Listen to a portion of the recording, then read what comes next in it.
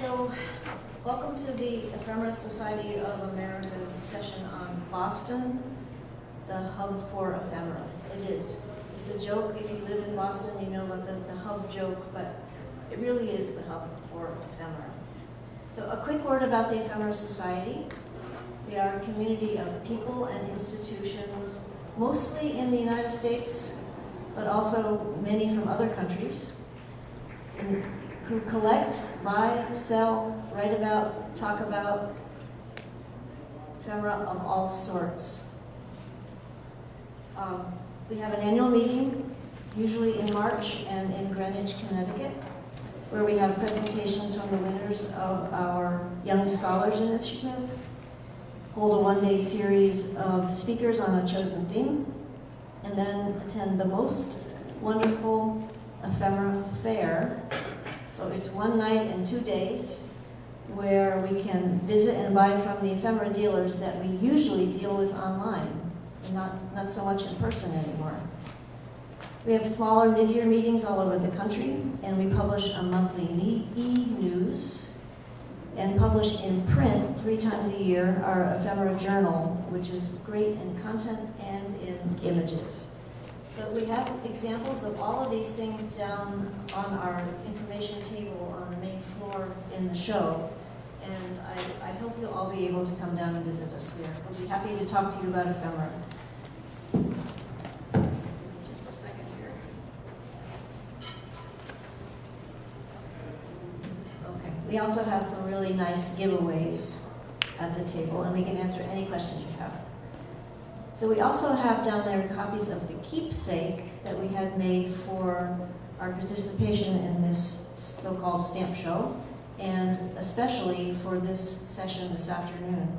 They were designed by ESA member Tamar Zimmerman, who's with us today, and they are truly beautiful. We gave them some out at the back of the room when you came in, but we also have more up here on the front table, and I hope you'll all come up and get one before you leave today.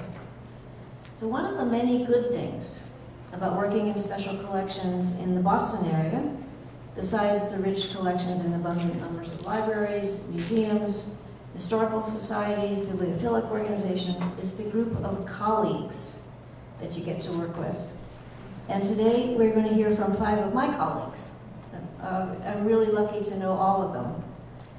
So I'll introduce each speaker before they start their presentations, and we'll hold questions until the very end. So they're going to talk about the ephemera in their institutional collections, describe their institutions and its holdings, a little history about the institution, how they define and how they collect ephemera, and then I'm hopeful that they will talk about what their public access to you all will be during your time here. And it's such a beautiful day. I hope the rest of the week is like this, but it would be a great time to go into Boston or Cambridge and visit these institutions. It's definitely worth a visit, I guarantee you. So we're going to have the speakers speak. There's 5 of them.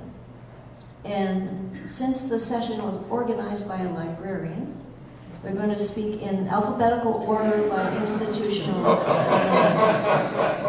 starting with John Buchtel from the Boston Athenaeum. So John is the curator of rare books and head of special collections at the Athenaeum. Let's turn the page.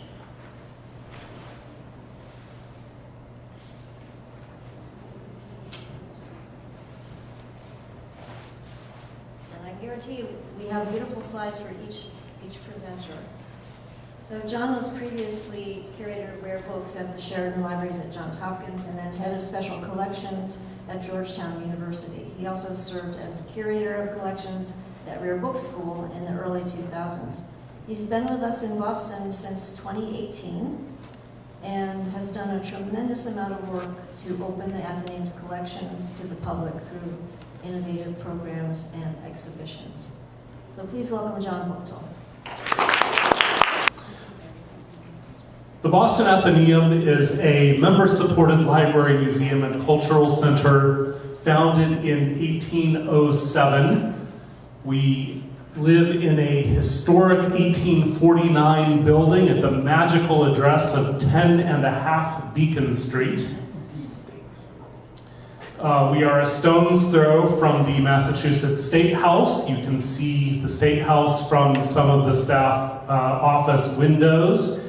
And if you look out behind our building, you have a wonderful view onto the Granary Burying Ground. So Paul Revere rests right outside our windows, as do Crispus Attucks and Ben Franklin's parents and John Hancock and so many others. It's one of the most beautiful library spaces in the country, if I do say so. I feel very privileged to work there. And membership is open to all. There are reading and discussion groups, something like 30 different discussion groups now. There are 2 to 3 events a week, including lectures, music performances, author talks, and fun evenings like martini movie night.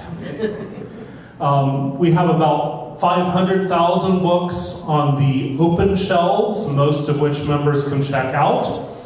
And our special collections include about 100,000 rare books, artist books, maps, and manuscripts, and ephemera, about 100,000 prints and photographs and other works on paper, and several hundred paintings, sculptures, and other works of art. We organize about 3 rotating exhibitions a year. Our current exhibition, which will be up in various iterations through the middle of November, is Imagined Nation. And as part of that, we are showcasing a selection of books from the largest surviving portion of George Washington's personal library. This is on view right now.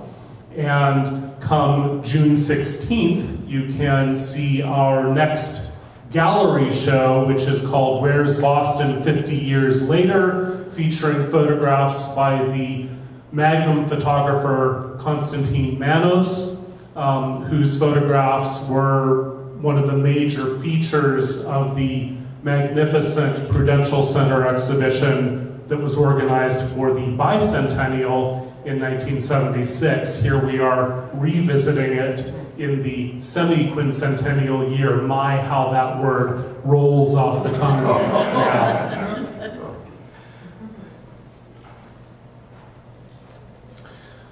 So you don't have to be a member of the Athenaeum to make an appointment in our special collections, although we're very, very grateful to our members who make it possible for us to make our research collections available this way. So if you go into our online catalog, and the vast majority of our collections are cataloged and accessible in the online catalog, and you look up the word ephemera or the singular ephemeron, not everything that comes up is actually going to be ephemera strictly per se.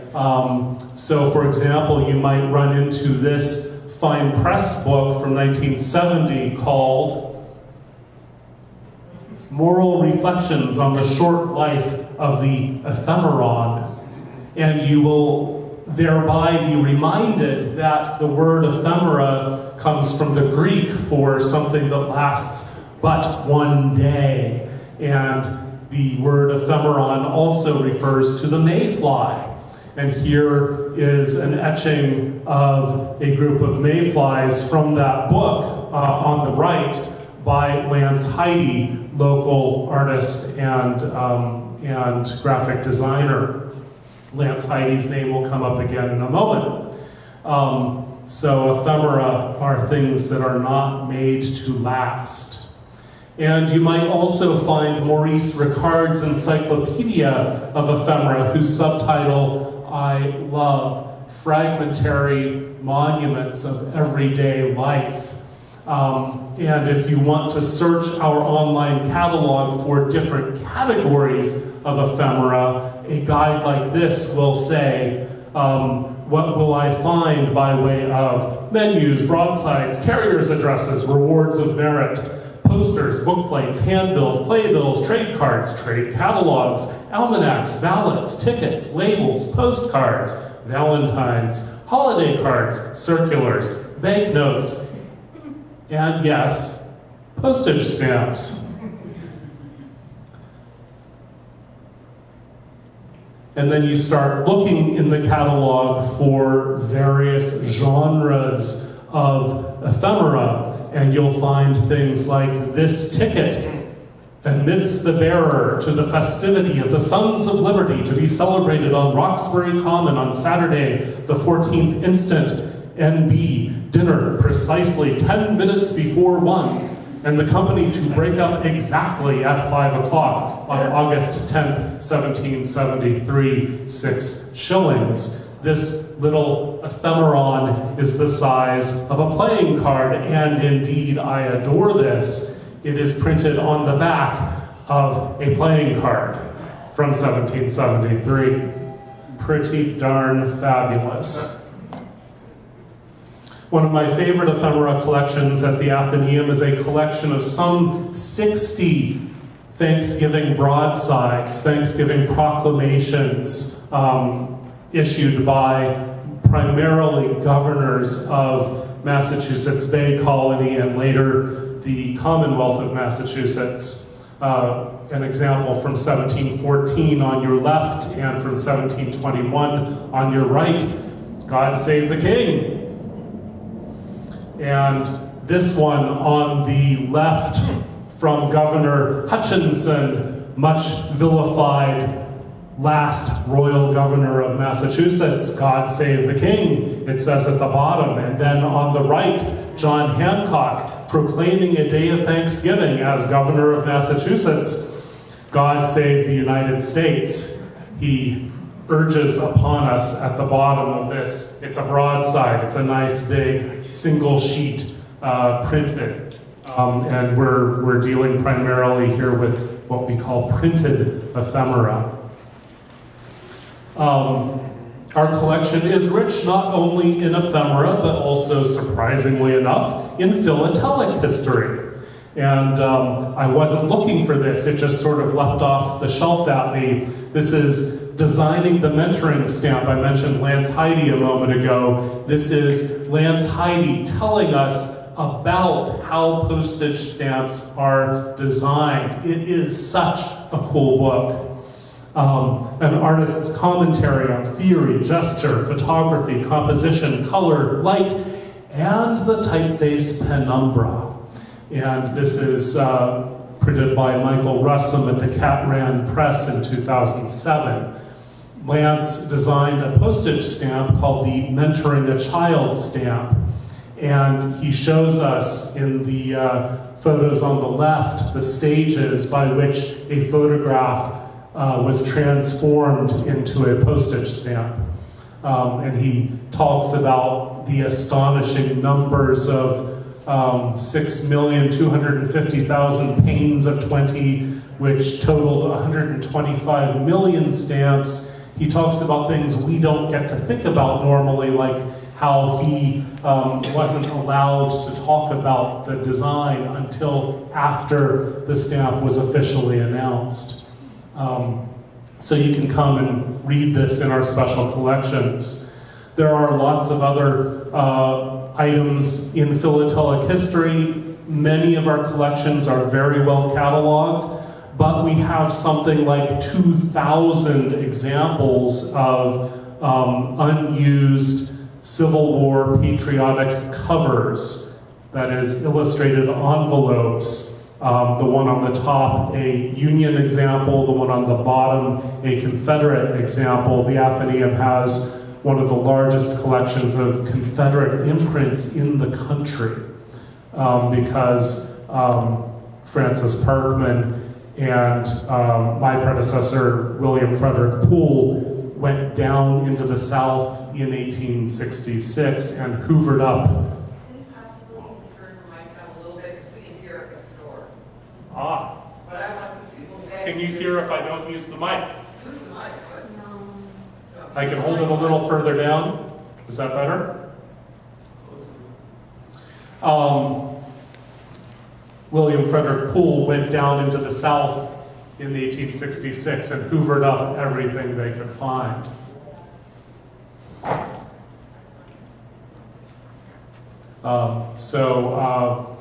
One of the lessons learned here is make friends with a librarian. If you think a library ought to have a collection like this, we have a great Confederate and Civil War collection. It's not in the online catalog, but people do know that it exists, and it's well organized, and someday we'll get it cataloged. This individual item is cataloged, and it's the kind of thing we look for now, where we have an example of an ambrotype on the left and a patriotic Union cover on the right. This is Luther C. Ladd of Alexandria, New Hampshire. He was one of the very first casualties in the Civil War. He was a kid, 17 years of age. Just before he expired, he exclaimed, "Hail to the Stars and Stripes." At least so the legend goes. But that photograph is the source of every portrait of him that survives. It's the only known photograph of him. We found this at the Antiquarian Book Fair last year. And there's earlier philatelic history. I was, again, not looking for this, it just sort of leaped off the shelf at me, but right after the Civil War, 1866, in Boston, the Stamp Collector's Journal, one of quite a few examples of early philatelic publications in our collection, or should I say timbrophilic, as the American stamp Mercury and Numismatist reminds us. Philately was a new word in 1865, and it wasn't yet a foregone conclusion that it would be the word that we use. Timbrophily from the French timbre stamp, postage stamp. And a printed circular from 1823 relating to the Postal Service. But our philatelic holdings go even earlier, and this is one of my favorites. This is an example of what's known as a free franc. You stamp collectors out there know what this is, but the rest of us might be wondering if you are a president or another high government official, you could send your mail for free. And so this is John Adams as president in 1799, sending a letter to Arthur M. Walter. It's in the papers of William Smith Shaw on the left there, who was the first librarian at the Boston Athenaeum. He was John Adams's nephew and his private secretary for about the last 2 years of his presidency. And that portrait of John Adams also comes from William Smith Shaw's personal collection. William Smith Shaw was the founder of our not only library and collections, but also of our ephemera collections. And his friend William Tudor described William Smith Shaw like this: "That dog Shaw goes everywhere. He knows everybody. Everybody knows him. If he sees a book, pamphlet, or manuscript, oh sir, the Athenaeum must have this. Well, have it he will, and have it he must, and have it he does. For he seldom goes out of a house without having something under his arm, and his large pockets, made on purpose, are crammed." So that free franc comes from William Smith Shaw, and so does a really, really wonderful story about the patriot writer Mercy Otis Warren. There she is in a portrait at the MFA. Mercy Otis Warren wrote a patriotic roman à clé. That's not a roman, it's a play. Pièce de théâtre à clé in Boston in 1775 called The Group, but she didn't put her name on the title page. Fast forward to 1814, and I recently learned this because John Adams's letters are all digitized now.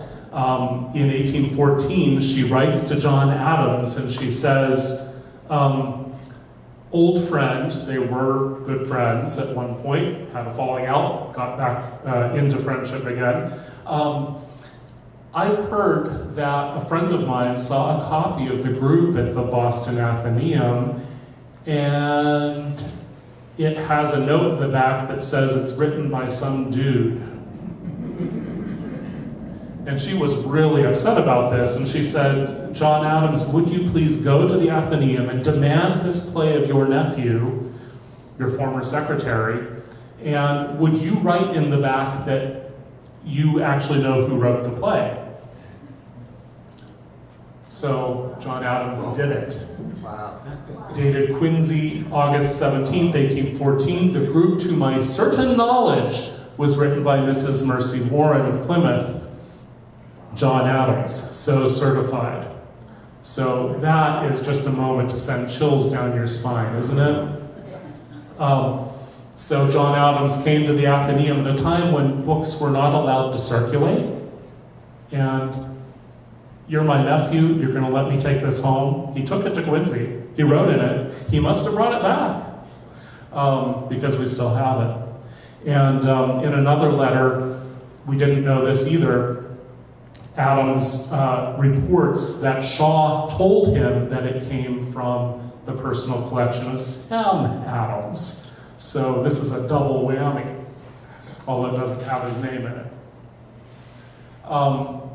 While we're on the subject of Adamses and pamphlets, which the Athenaeum has thousands upon thousands of examples, largely thanks to William Smith Shaw, although this one arrived later. This is The Life of William Grimes, the Runaway Slave. It is from 1825, the first published narrative by a formerly enslaved person in the US. And there is a flap of paper that is bound in with it that says, relying on your excellency's generosity, the author presents this pamphlet to the President of the United States. Stamford, Connecticut, May 15th, 1826, signed William Grimes. That's the author. That's the only known example of this formerly enslaved person's handwriting in a pamphlet that once belonged to John Quincy Adams. And the Athenaeum has his entire pamphlet collection, including his Amistad pamphlets. It's an amazing collection. So that's not the only famous bookplate in our collection. There's George Washington's bookplate, since we mentioned his library. And we mentioned who's buried out behind the Athenaeum. So here are two examples of bookplates that were engraved by Paul Revere. The Athenaeum has 30,000 book plates. Talk about a collection of ephemera. Most of those are not fully cataloged either, although these are. Isaiah Thomas's book plate is fabulous to have. And my favorite kind of book plates are the kind that are still attached to books. So we have 30,000 separated book plates, but we're so much more interested now in understanding how the book and the bookplate relate to each other. So here is a Paul Revere bookplate, which belonged to John Gardner. And on the opposite front free flyleaf, John L. Gardner says that he bought it at Nassau Hall, February 1789, bought of Dr. Witherspoon. And our online catalog does not attempt to identify who this Dr. Witherspoon might be, but it can only have been, right, Kyle? It can only have been Dr. Witherspoon, president of Princeton, Presbyterian minister, and signer of the Declaration of Independence. And so we looked at Isaiah Thomas one moment ago, and here is from our collection a wonderful example of the kind of ephemera we collect extensively. This is a newspaper, the Continental Journal and Weekly Advertiser. This is July 18th, 1776. It is one of two examples, two newspapers that printed the Declaration of Independence in Boston on July 18th, the first newspaper printing of the Declaration in Boston. So, and we know that the rider carrying the Declaration stopped in Worcester first. Isaiah Thomas printed it the day before, delaying the carrier long enough to make a copy, and then sent it on to Boston. So these things are all interconnected. So we've come full circle back to the semi-quincentennial, and here I end my talk. Thank you very much.